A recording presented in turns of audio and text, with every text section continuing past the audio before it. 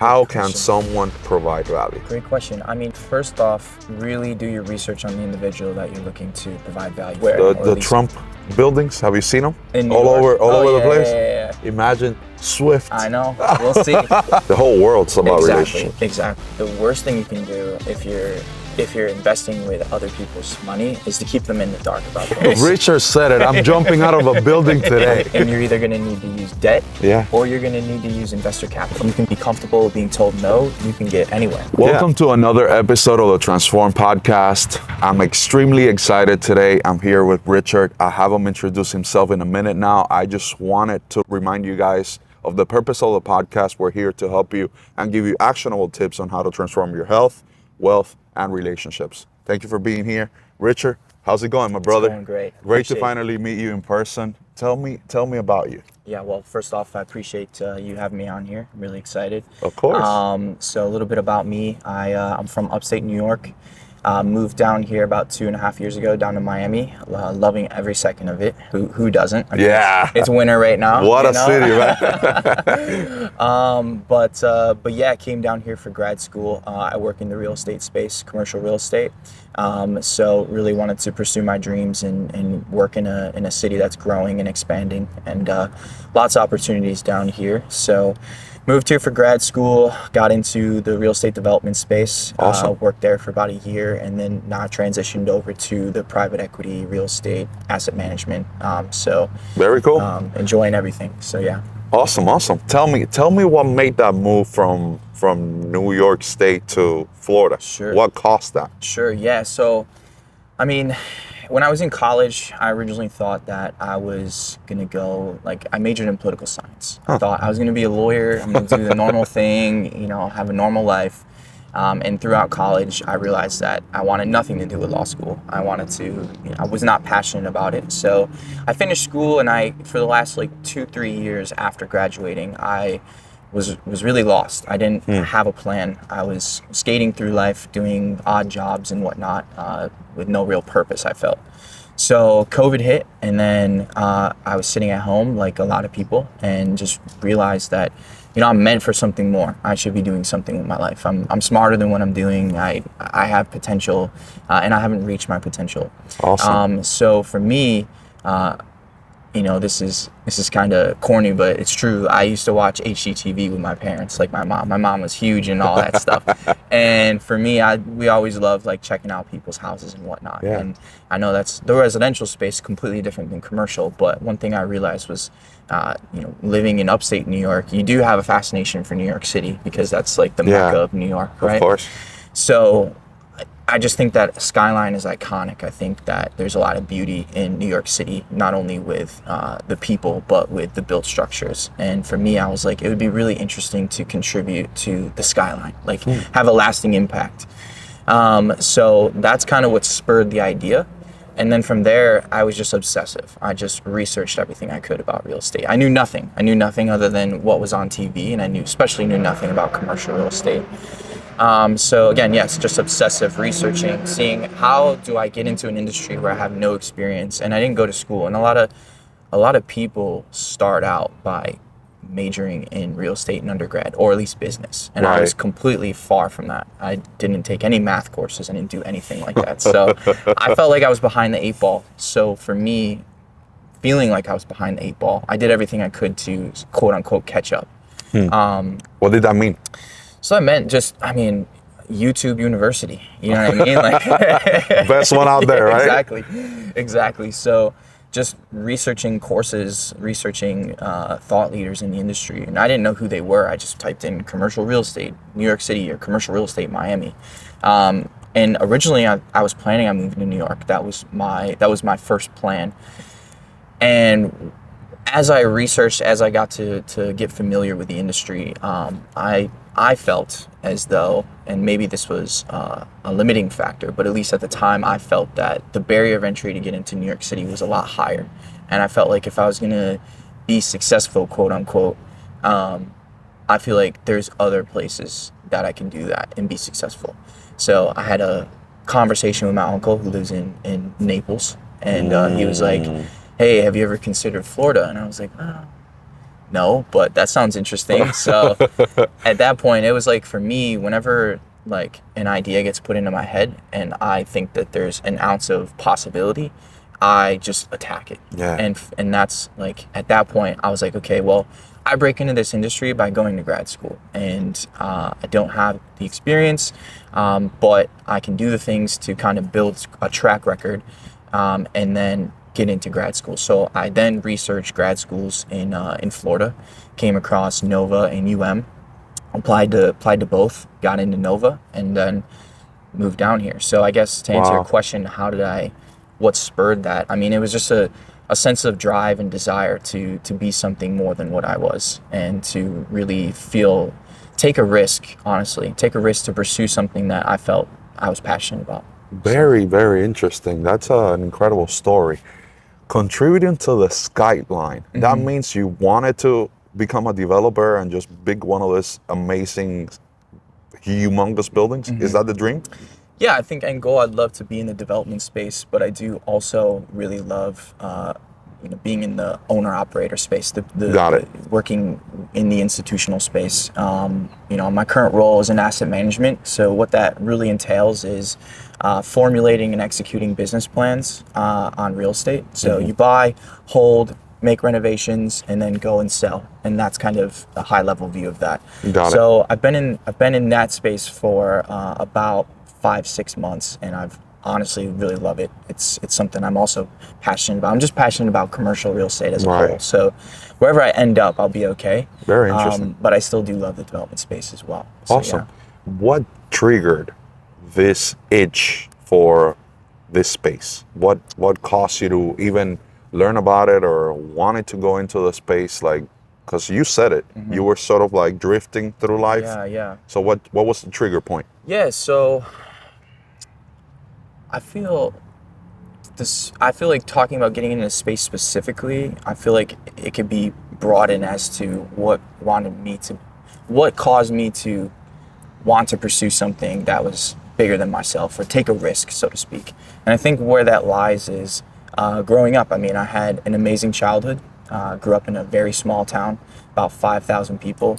Everybody knew each other. In the sticks, exactly. Everybody knew each other, and there's no secrets there. So, but it was an amazing childhood, and I had an amazing family. I have an amazing family, and 2 very loving parents.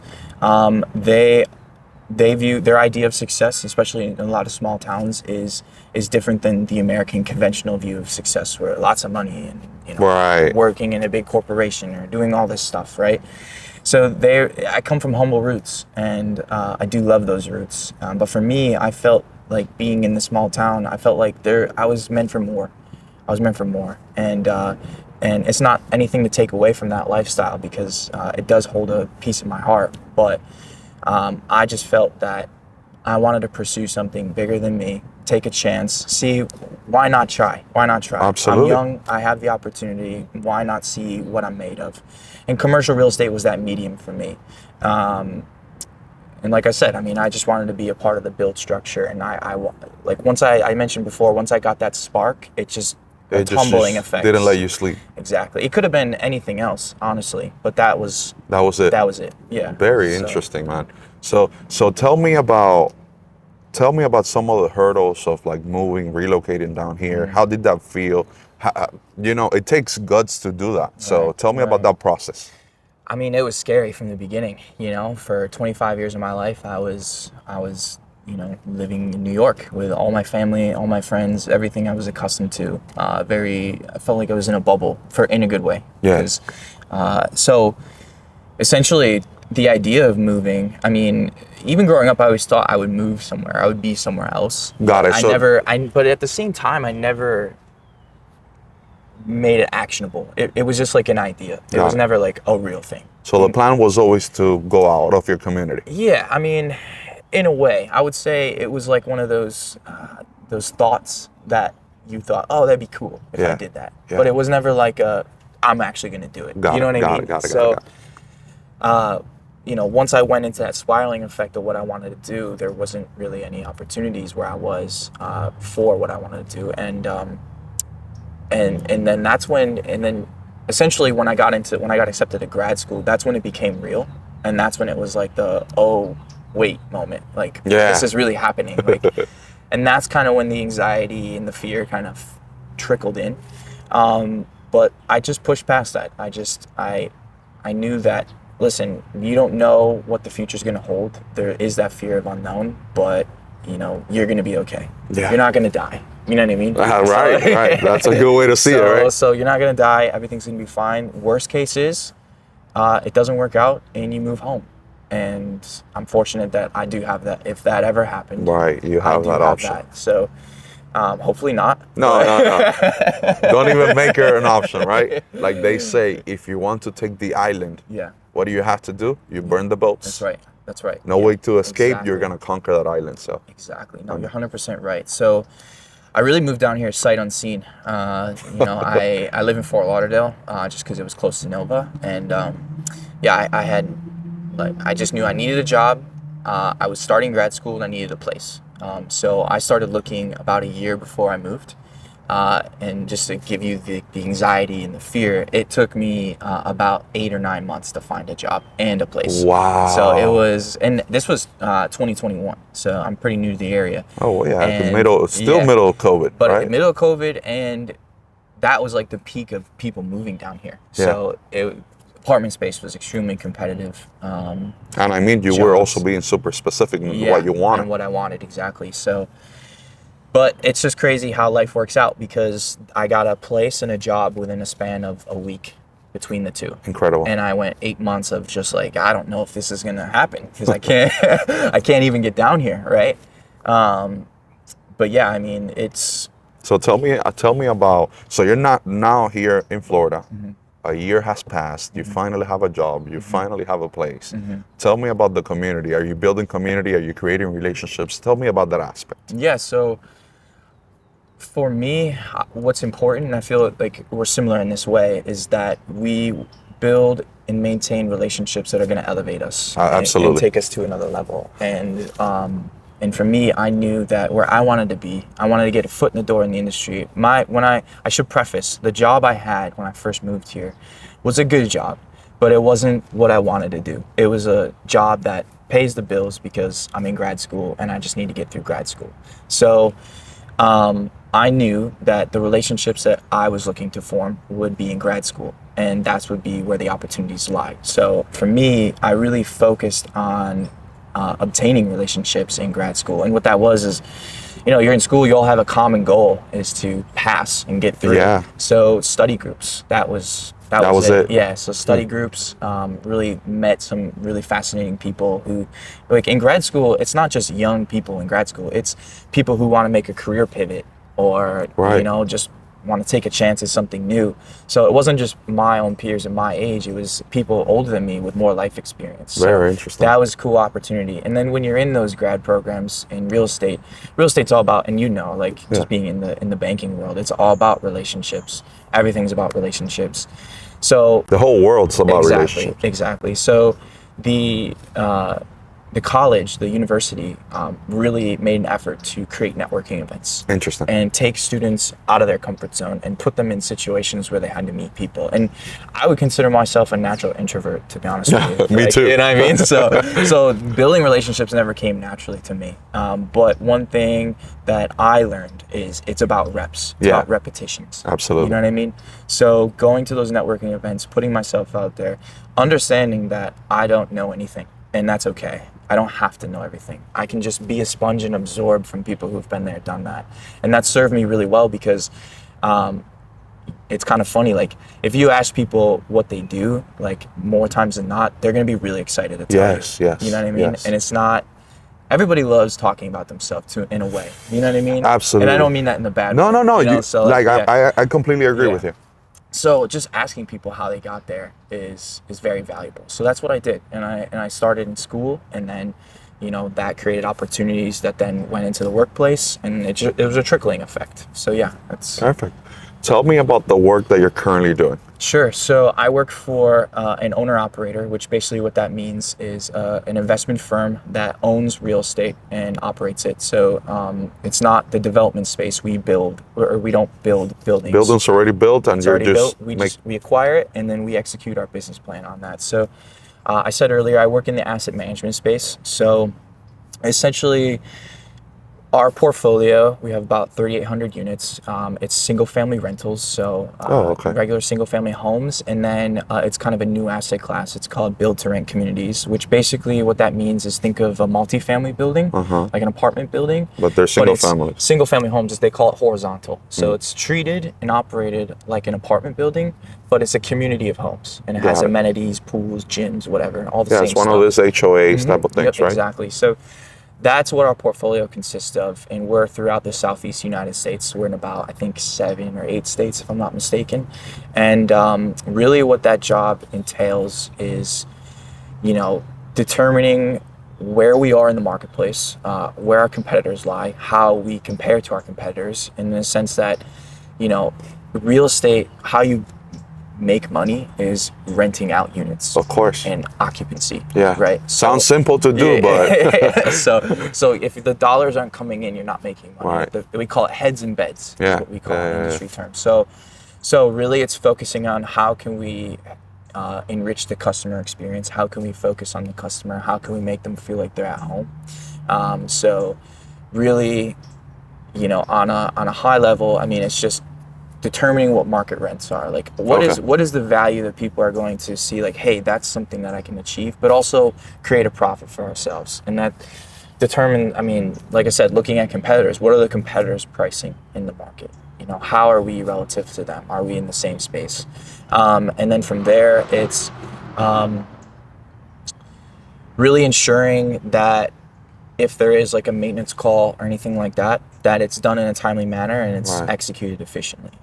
Because one thing in real estate is that is hard to control, but if you become, what makes you successful is controlling your expenses. of course, Right. Yeah. Like any other business. Exactly. So being on top of that aspect of controlling expenses and just anticipating when things might happen. Like, things happen. You can't expect everything. Stuff would always happen. Exactly. But being able to have a plan and anticipate those bad situations when they do come, if you can, is the name of the game. So, I mean, we could talk about this all day. But yeah.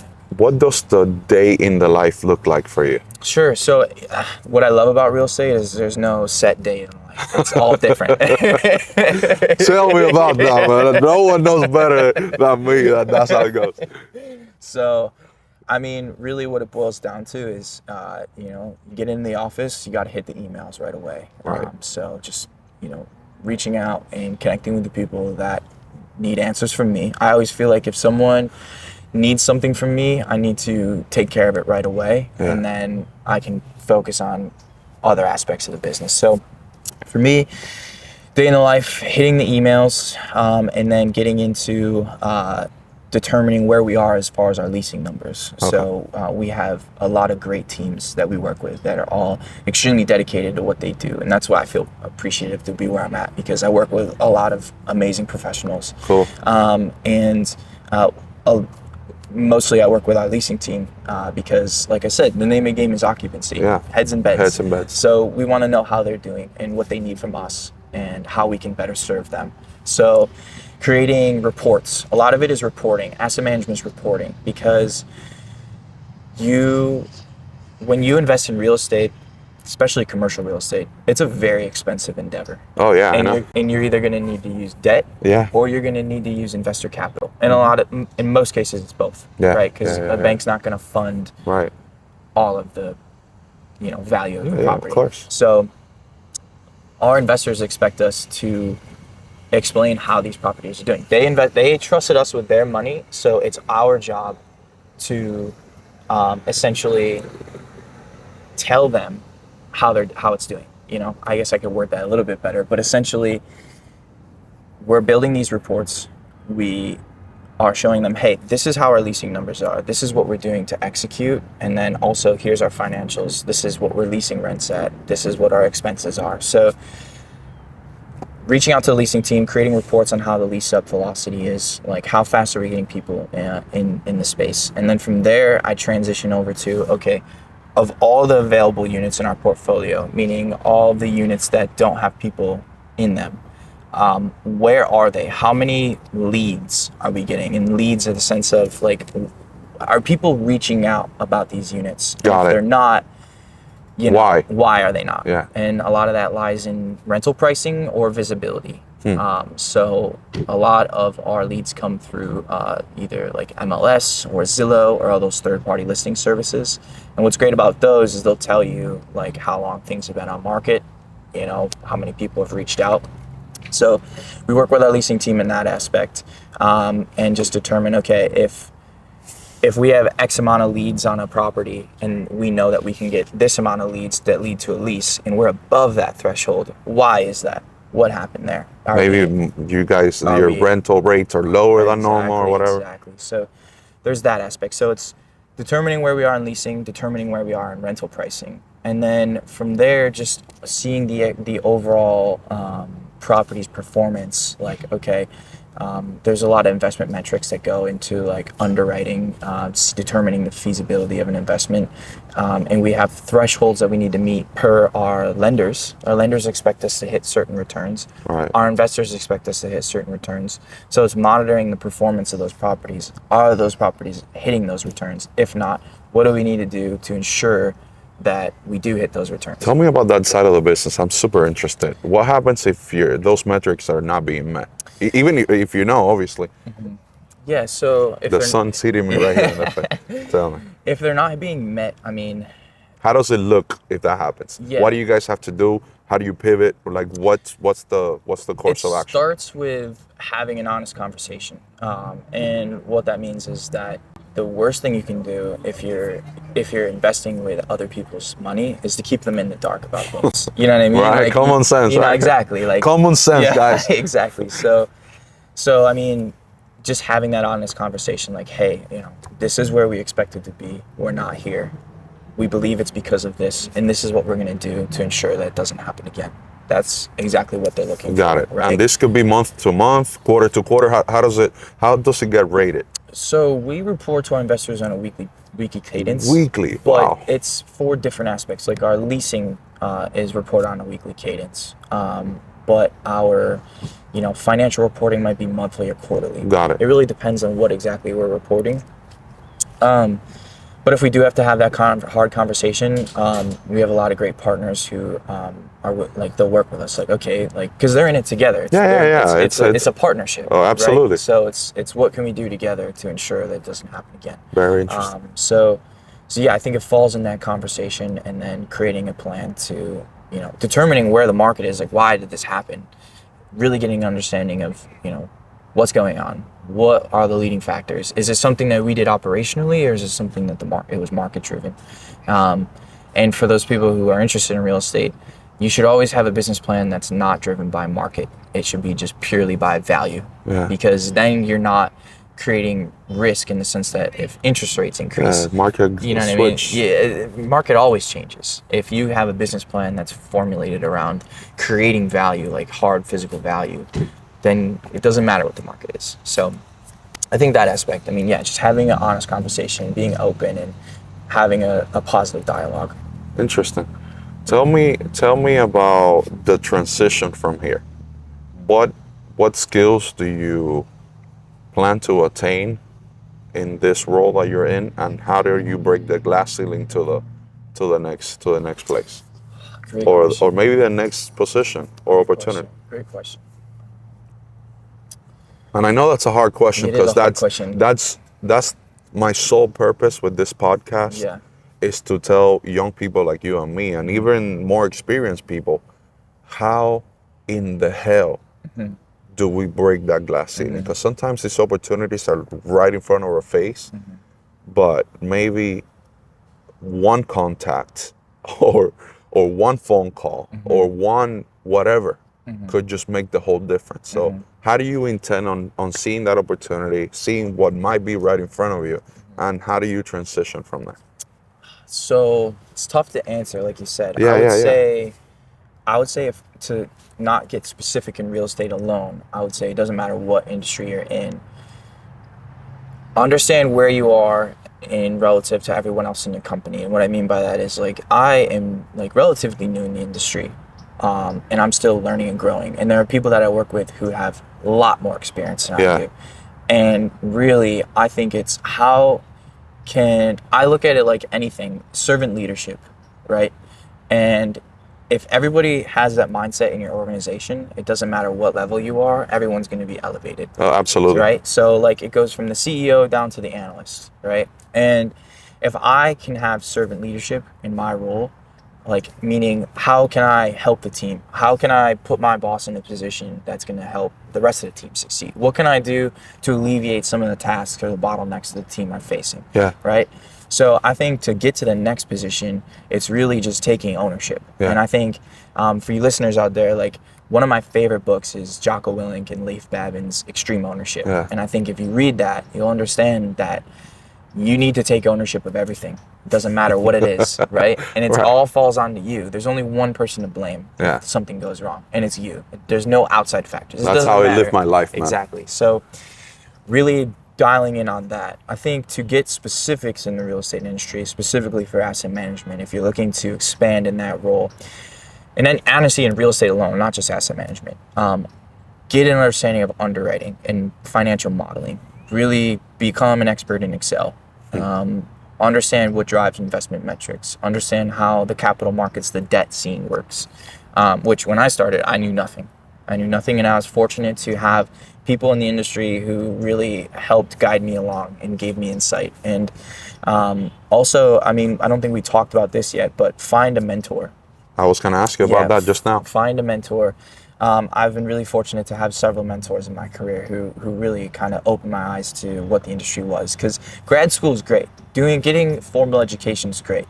But what it doesn't teach you is real life experience. Absolutely. Right. And I had a wake up call when I first got to my first role. I was like, oh, this is what grad school says. And there's a lot of value in that. But when I had my first mentor, he was like, okay, let's take your grad school hat off and let's look at the real situation here, right? Real life. Yeah. So yeah, find a mentor. And I think for people who don't know how to find a mentor, I think what you should be doing is reaching out and trying to provide value in any way you can. And for me, I'm huge on LinkedIn. I mean, that's how we met, right? Yes. LinkedIn is huge. There's a lot of powerful people there. There's a lot of interesting individuals who are always looking to help. Yes. It doesn't matter what industry. And what LinkedIn does is it kind of takes how do I word it? It brings a curtain down. Yeah. People are more receptive on there. Absolutely. It's a community for people to network. That's exactly what it was designed to do. Yes. So putting yourself out there. When I first started, I mean, I was huge on LinkedIn. I still am. But if I find anybody that is interesting or further down the road than I am, it doesn't matter how successful or how famous they are. I'm going to try and connect with them. And I'm going to send them a message. And I'm going to do what I can to somehow provide value. And it's not like, hey, how can I provide value for you? Like, no, you need to know how you can provide value. You need to have the research behind it. And I wanted to ask you about that because this is a recurring theme in the podcast. Mm-hmm. It's something, I guess, that we have all been conditioned to say or maybe articulate without realizing it sometimes. What is providing value? How can someone provide value? Great question. I mean, first off, really do your research on the individual that you're looking to provide value for, or at least have as a mentor. Okay. Right? So don't just go in there like, I don't know who you are, or you seem interested. I know who you are, but I don't exactly know what you're doing. Like, you just are successful. I need to follow you. Like, it doesn't work like that. Right. You need to first understand what their needs are. Understand, okay, from my own experience, how can I put them in a position to succeed further than where they're at? So I think I don't think I'd be doing justice to be specific. I think on a high level, doing your research, creating a plan, like even if you don't have experience, the best thing you could do, and I know this is really tough because people have bills to pay. Oh yeah. But just, if you had your resume, like if you're a young person out there and you want to get into the commercial real estate space and you have a lot of time to kind of make up for the fact that you're not making money. So what I mean by that is go to those companies, go to those organizations, go to those people that you're looking for mentorship, offer your services for free. Just be like, foot in the door. Yeah, foot in the door. That's what you're looking for. They say, your first 5 years, you're running around with your head cut off in the real estate industry. You don't know what's going on, and you really don't understand everything until you can't really be teaching a lot until you hit to the 10-year mark. Yeah. Once you're tenured, and then once from 10 to 20 to 30, that's when you start making money in the industry. But to expect you to just hit the ground running and go, like maybe if you're in the brokerage side and you're selling and you get to be exposed to bigger deals, but for most people that's not the case. Especially if you're starting out, Right. that will be unusual. Okay, Right. so if I heard you right, creating value, it's a perception that will be coming from the person receiving that value. So you have to understand them to a degree, Right. and then bring to the table whatever they would need, right? Right. Okay. And to kind of stress the point I said before, like, go offer your services. Go say, hey, I'm willing to do this. Like, I want to do whatever it takes to learn from you and grow from you. I will work for free. I will do whatever it takes. Like, what do I need to do to be there? And in most cases, people might say, nah, go away. But that's why you just continue to move, continue to persevere. If you stop every time someone says no, no one's going to do anything. You're never going to get anywhere. So being comfortable with being told no, that's huge. And I think that's a really big mindset shift. If you can be comfortable with being told no, you can get anywhere. Yeah. No might mean no now. Exactly. But, it doesn't necessarily mean no forever. Exactly. So I appreciate that. I appreciate that insight. Tell me about some of your passions, some of the things you enjoy doing for fun. Yeah, so I will say real estate, you do work a lot, but I love what I do. So aside from working, I am looking for new hobbies down here. So if you guys have any hobbies that you think I might enjoy, please. What do you like? For me, I bought a rowing machine. So I love to work out. I work out in the morning. I think that's good for my sanity. It gets me Bro, that's hard. That's hard. It gets me going. I like weight training too. But for rowing, I knew that, living in Miami, we do have the beautiful weather, the intracoastal, the beach. Yeah. And I thought, how awesome would it be to row on the weekends on the intracoastal? So I bought a rowing machine to get used to rowing, with plans on joining the Miami Rowing Club. So I would love to do that. That's something I'm interested in. I love going out, having a good time. A lot of amazing restaurants down here. Yeah. Love food. Everything about food. Doesn't matter what it is, I'll eat it. And then... Any sports? Yeah, I grew up playing baseball, soccer. Okay. I was a huge baseball guy. Big Yankees fan. Sorry for the Red Sox fans out there. Unapologetic on that. But yeah, I love going to the Marlins games, basketball, big Heat fan. I live down here. You have to root for the Heat. You know what I mean? So it's also showing appreciation for the locals, right? Exactly. Very cool. So yeah, baseball is huge in my family. My brother, my dad, everybody. We all played baseball. Dude, I don't know what happened to me. Well, I know what happened to me. I got burned as a child when I was 7 years old. I got burned in my legs, and my mom just sort of like took me under the wing and didn't let me do anything. Okay. Never played baseball or basketball or football or soccer. Nothing. When I became like maybe 10 or so years old, that's when I was introduced to fighting sports. Okay. And I don't even know how this came about. Okay. Because I won't let you do all these sports that are maybe safer. I'm gonna go let you get kicked in the face, right? So I don't know how that happened, but yeah, I've been a fan of fighting sports for my whole life. So I don't even know how it feels to play these other sports. I've seen them, played them, but I don't even watch them. I don't follow no sports other than maybe MMA. Sure. I have a little experience with that. In the sense that I'm a big Joe Rogan fan. So, dude. Who isn't, right? Who isn't? So that's my extent of MMA. But yeah, I love being in nature. Like I said, I grew up in a small town. Yeah. Really small town where there's more like farm animals than people. So being out in nature is something I always enjoyed. I grew up like hunting and that kind of stuff. See, that's something I would love. Yeah. I don't know. Obviously this is something that we must unwind the reason behind it, Sure. but I've always loved power in a way, right? Yeah. Not coming from a bad place, but Right. feeling powerful. Right. So hunting, fishing, all this type of things, although maybe I have not done them to the capacity I would want.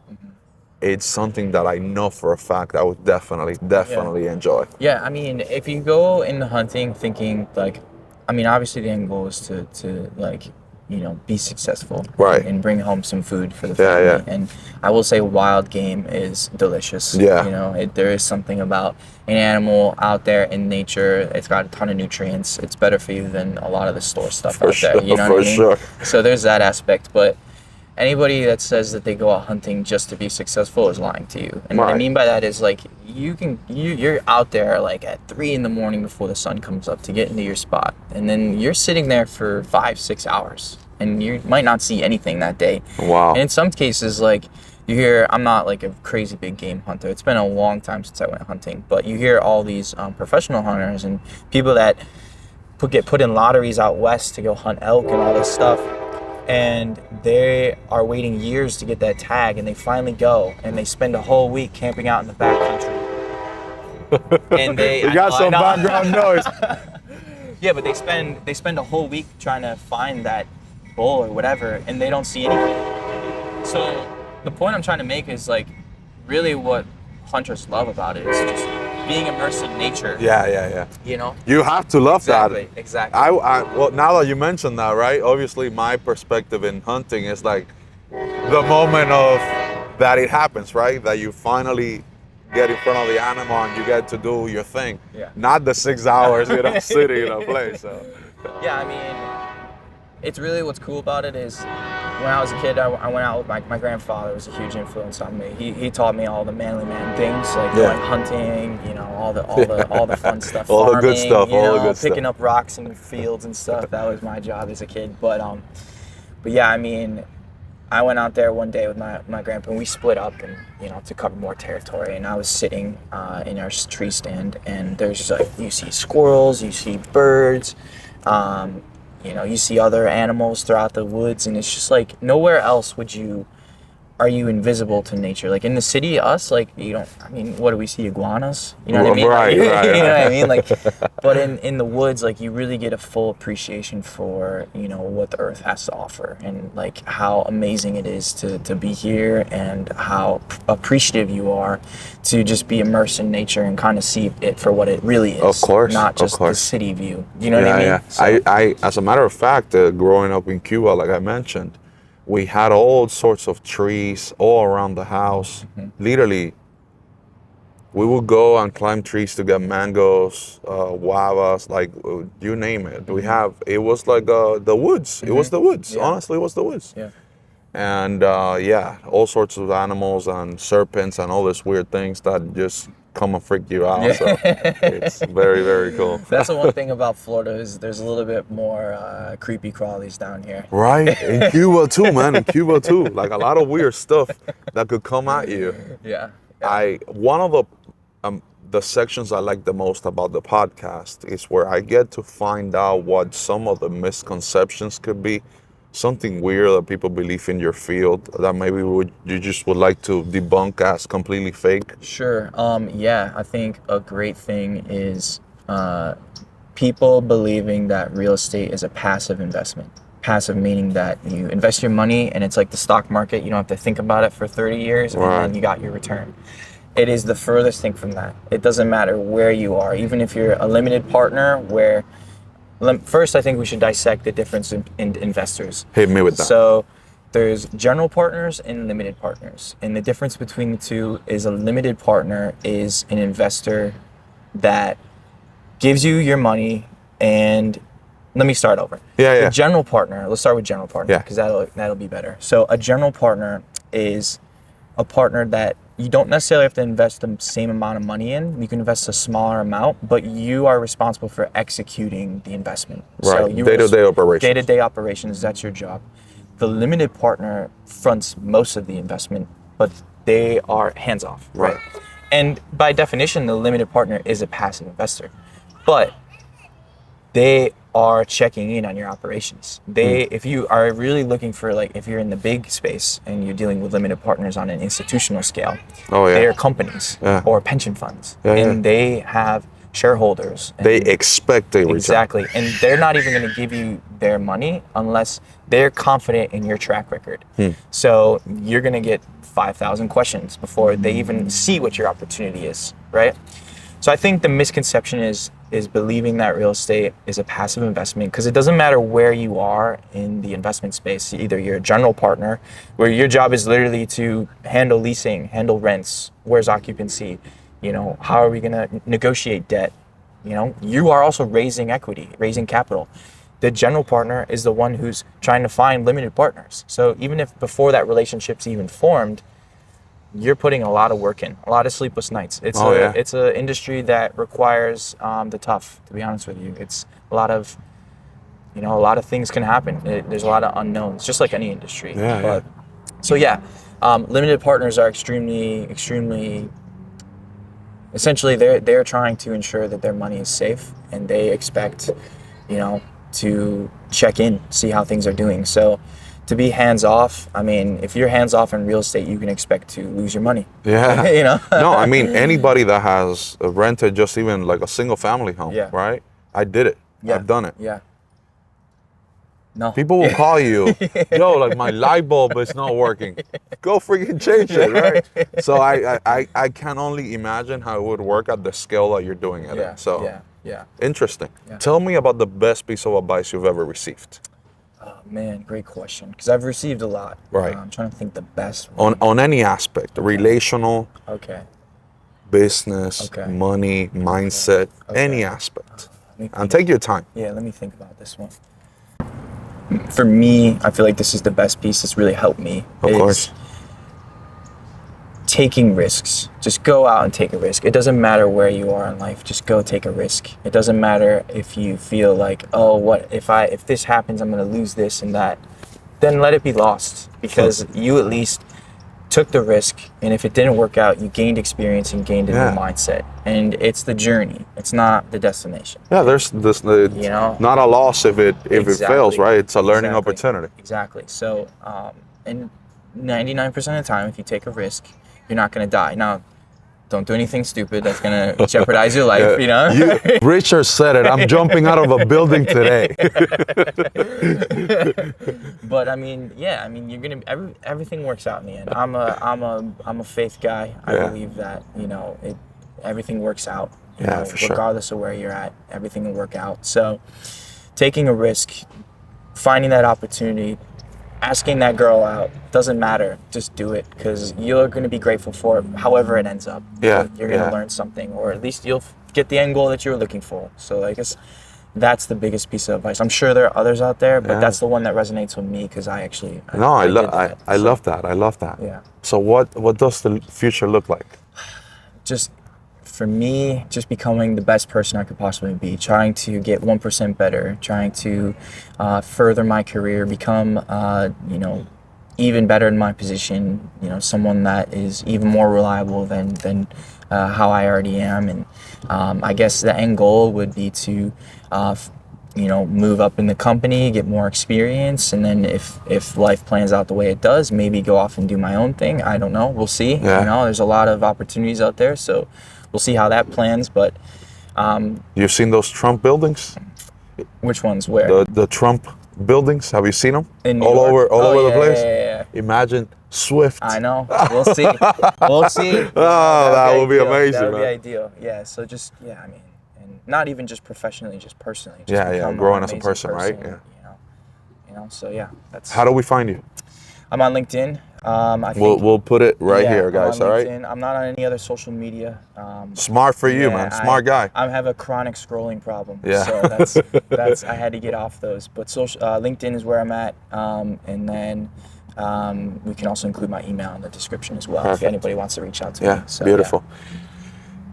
This section, the last section of the podcast, is where we actually provide actionable advice, where people could just go, get off their bed right now, stop scrolling social media, and get something done. If you could help the audience, right? And I want you to look at the camera at this time. Sure. And give them a piece of advice which could help them transform their health, wealth, or relationships. What would it be in a word or two? Work out regularly. and I mean that. And for me, working out puts me in the right mindset. I feel great. I try and do it in the morning. And even if you are someone who's never worked out before, just go for a walk, do something that get your body moving at the beginning of the day. I promise you, you're going to feel better, and it's going to be a rippling effect in your life where you're then going to maybe eat healthier, do all these kind of things. I think that working out is crucial in my life, and I encourage everybody to do it. So that's Beautiful actionable advice for me. Yeah. We gotta show these That's guns, right? Exactly. Brother, what Thank you a so what a much. pleasure, Thank man. you It so was an much. absolutely beautiful conversation. For the looks of it, you're an incredible person. We're Thank gonna stay connected and do course. great things together. I really appreciate your time here Yeah. today and sharing all this wisdom. Yeah. And I'll see you around, man. Yes, sir. Thank you for having me. Of course. Thanks, guys. All right, cut. Awesome, man. That was fun. That was a good time. The truck got me though.